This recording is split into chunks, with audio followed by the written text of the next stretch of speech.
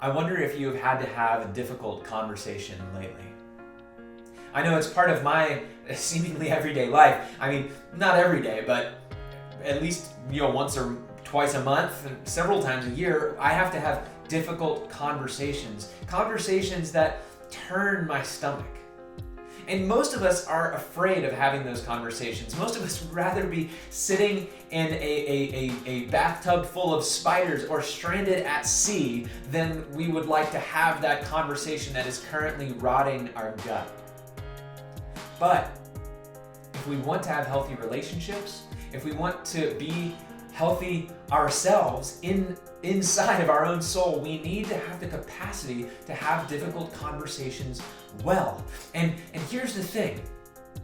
I genuinely believe that Christians ought to be able to have difficult conversations better than if they had never met Jesus.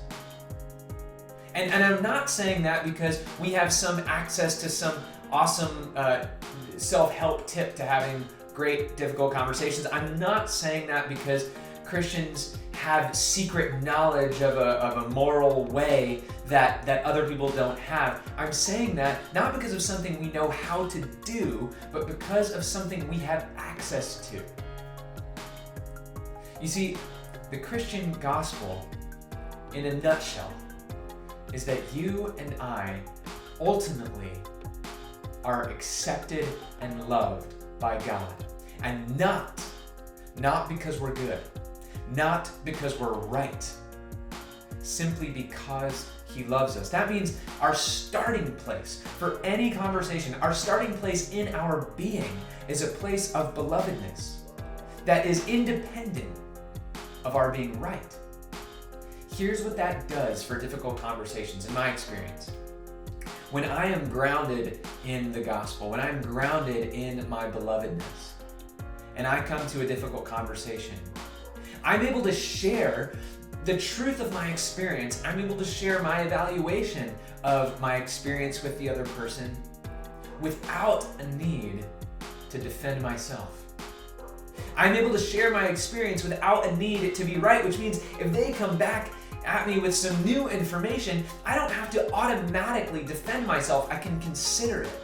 I can think about it. I can decide if I agree with what they're saying or if I don't agree with what they're saying, but not from a place of needing to defend my honor or defend my rightness or defend my goodness, because I already know that is secondary to my belovedness. And friends, if you come to a conversation like that, it is amazing what two people can do.